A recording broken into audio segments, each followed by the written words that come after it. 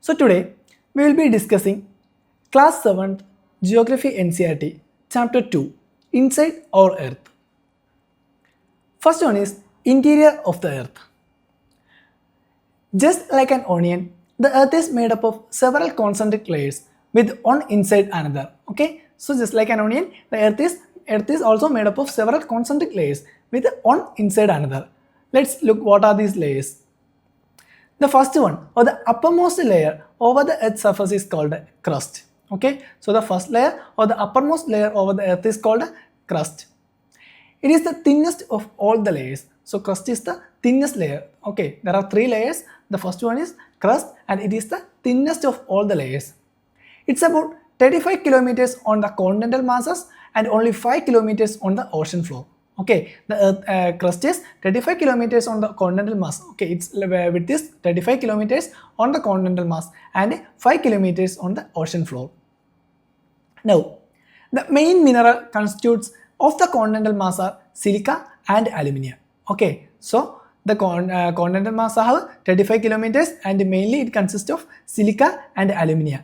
So it's also called Sial. Okay, Si for silica and Al for aluminium. So it's called Sial. Okay, the continental mass is called Sial.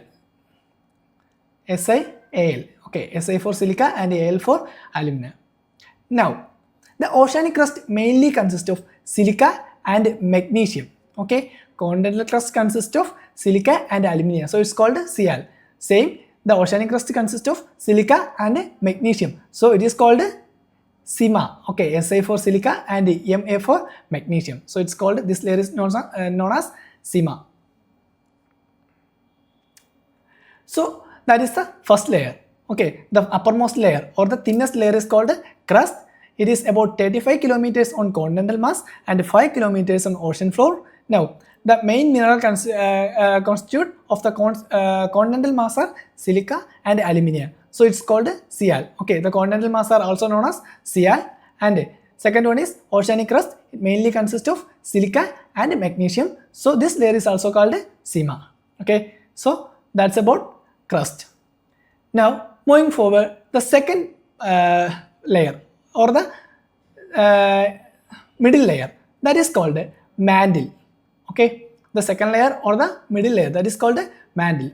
Just beneath the core is the mantle, which extends up to a depth of 2900 kilometers. Okay, our crust is only 35 kilometers, 35 to 40 kilometers. Okay, 35 kilometers on continental mass and 5 kilometers on ocean mass. But the second layer or the mantle extends up to a depth of 2900 kilometers. Now, the third layer, the innermost layer or the third layer is the core. Okay, the innermost layer or the third layer is the core with a radius of about 3500 kilometers. So it has a radius of 3500 kilometers. It's mainly made up of nickel and iron. Okay, the core is mainly made up of nickel and iron. Okay, Na for nickel and Fe for ferrous or iron. So this layer is also called Nife. Okay, this layer is called Nife, nickel and iron. So this layer is called Nife. The central core has a very high temperature and pressure. So the central core have very high temperature and pressure. Okay, so we discussed about the three layers. First one is crust. Okay, first one is crust. Then second layer is mantle. And the final layer is core.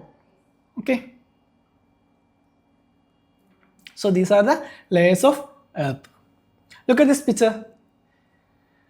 This layer, the top layer is called crust. And this layer, okay, this is mantle. This yellow portion is mantle. And finally, the orange portion, this is called core. Okay, this is outer core and this is inner core. Okay, this portion is inner core and this is outer core. Okay, this is core mantle boundary. Now, moving forward, rocks and minerals. The Earth crust is the first layer or the outermost layer. The Earth crust is made up of various types of rocks. Any natural mass of mineral matters that makes up Earth crust is called rocks. So what is the definition of rock? Any natural mass of mineral matter that makes up the Earth crust. okay, which or that makes up the earth crust is called rock. Rocks can be different color, size and texture. Okay, so the rocks can be of different color, size and texture. There are three major types of rocks. Okay, so there are also three major types of rocks. First one is igneous rocks, second one is sedimentary rocks, and final one is or third one is metamorphic rocks. Okay, so there are three types of rocks. First one is igneous rocks, second one is sedimentary rocks, and final one is third one is metamorphic rocks. Then what is igneous rocks? Look at the definition. When the molten magma cools, okay, when the molten magma cools, it becomes solid. Okay, so igneous rocks are formed from the molten magma.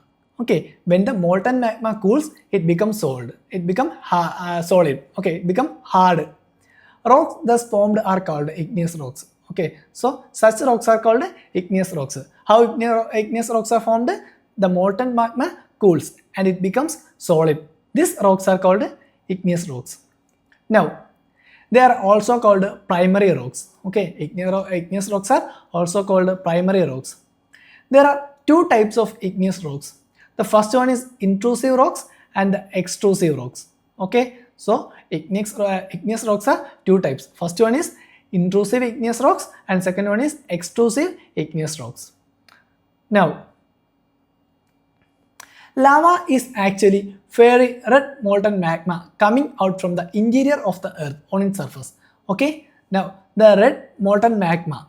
Okay, magma means it's inside the earth, but when it came outside, it's called lava. Okay, so what is lava? Lava is actually fiery red molten magma when it coming out from the interior. Okay, it's coming out from the interior of the earth on its surface. Okay, when the molten magma coming out, it is called lava. Okay, when this molten lava comes on the earth's surface, it rapidly cools down and become solid. Okay, so when the molten lava comes on the earth's surface, when it reaches the earth's surface, what happened? It rapidly cools. Okay, it starts cools and becomes solid. Okay, when it cools and it became solid. Rocks formed in such a way on the crust are called extrusive igneous rocks. Okay, so the rocks formed such a way in the crust are called extrusive igneous rocks. X means outside. Okay, extrusive igneous rock means outside. Okay, the rocks formed outside. They have a very fine grained structure. Okay, so these have a fine grained structure. Okay, example is basalt.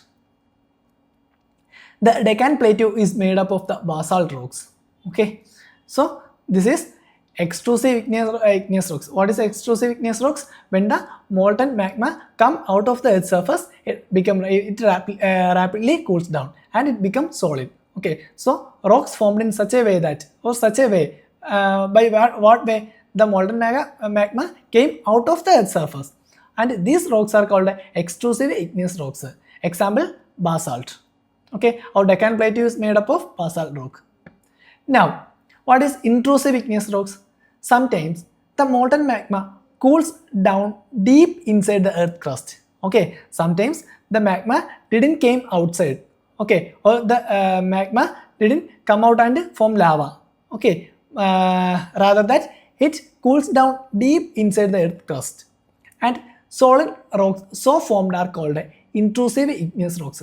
So such rocks formed are called intrusive igneous rocks.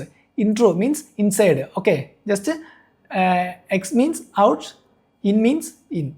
Okay, X outside, in inside. So when the magma cools down outside the inside the rocks is called intrusive igneous rocks. When it come out and cools, then it is called extrusive igneous rocks. Okay, X means out, in means inside. Okay, now since they cools down slowly, okay, because they are cooling inside the earth, so since they cools down slowly, they form large grains. Okay, they form large grains. For example, granite. Granite is an example of intrusive igneous rocks. Grinding stones used to prepare paste or powder or species and grains are made of granite. Okay, so these are grinding stones and grinding stones that is used to prepare paste or powder or spices, and grains are made of granite. Okay, so that's about the intrusive igneous rocks and extrusive igneous rocks. Example for intrusive igneous rocks is granite, and example for extrusive is basalt. Okay, now moving forward. Igneous and sedimentary rocks can change into metamorphic rocks under great heat and pressure. Okay, so the igneous rocks and sedimentary rocks can change into metamorphic rocks. Okay, under great heat and high pressure. Okay, under high pressure and high heat, the igneous and sedimentary rocks change into metamorphic rocks. For example, clay changes into slate and limestone. Okay, clay changes into slate and limestone. Okay, into marble. Okay, sorry, the clay changes into slate and limestone into marble. Okay, it's a mistake. Sorry, the clay changes into slate and limestone into marble. Okay, so this is example for the igneous rocks and sedimentary rocks change into metamorphic rocks. Okay, here clay change into slate and limestone into marble. Now, rocks are very useful to us. The hard rocks are used for making roads, houses and buildings. You use stones in many games. For example, 7 stones, hopscotch, 5 stones, etc. etc. Okay, so these are the use of rocks or stones. Okay, now you will be surprised to know that one type of rock changes to another type under certain condition in a cyclic manner. Okay, so there is also a cyclic process happened. That cycle is called as a rock cycle. This process of transformation, okay, the process of transformation of a rock from one to another is known as rock cycle. Okay, so what is rock cycle? The process of transformation of one rock to another one is called, or another one is known as rock cycle. You have already learned when the molten magma cools, it solidifies to become igneous rocks. Okay, so we know the primary rocks or how igneous rocks formed. These igneous rocks are broken down into small particles that are transported and deposited to form sedimentary rocks. Okay, as the name shows, sedimentary means the sediments. Okay, that is small particles. The igneous rocks are broken down. When the igneous rocks broken down into small particles and that are transported, okay, and deposited to form sedimentary rocks. Look at this picture. This igneous rocks into sediments to form, become sediments and form sedimentary rocks. Okay, so first cycle, igneous rocks into sediments and sediments into sedimentary rocks. When the igneous and sedimentary rocks are subjected to heat and pressure, they change into metamorphic rocks. Okay, we already discussed that. Or the igneous and sedimentary rocks, subjected to heat with high heat and pressure changed into metamorphic rocks. Okay, change into metamorphic rocks. Look here, the sedimentary rocks into metamorphic rocks and also igneous rocks into metamorphic rocks. Okay, so another one. First one, igneous rocks can change into sedimentary rocks. The sedimentary rocks can change into metamorphic rocks. Igneous rocks can also change into metamorphic rocks. The metamorphic rocks, which are still under great heat and pressure, melt down to form molten magma. Okay, so when the metamorphic rocks are under high heat and pressure, it again started to melt. Okay, it again started to melt under high heat and pressure and forms magma. Okay, then again this magma cools down and form igneous rocks. Okay, so again the metamorphic rocks metamorphic rocks change into magma and then it form igneous rocks.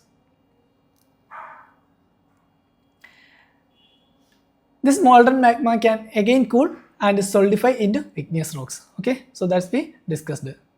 Look at the picture again. First one, igneous rocks form sediments and change into sedimentary rocks. The sedimentary rocks change into metamorphic rocks. Also, the igneous rocks change into metamorphic rocks under high heat and pressure. And when the metamorphic rock when the metamorphic rocks have a high heat and pressure, it started to melt and form magma. When the magma cools down, became igneous rocks. Okay, so that is the rock cycle. Rocks are made up of different minerals.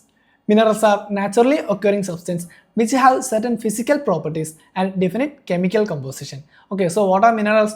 Minerals are naturally occurring substances. Okay, they are naturally occurring substances which have certain physical properties and definite chemical composition. Okay, they have some physical properties and a definite chemical composition. Minerals are very important to humankind. Some are used for fuels, for example, coal, natural gas, and petroleum. So these are also minerals and they are used for human uses. Okay, like fuel use. There are also used in industries like iron, aluminium, gold, uranium, etc. Okay, in medicine, in fertilizers, etc. So these are the uses of minerals. Okay, so that's all about this chapter. If you have any doubt, you can comment below. For more videos, do like, share, subscribe.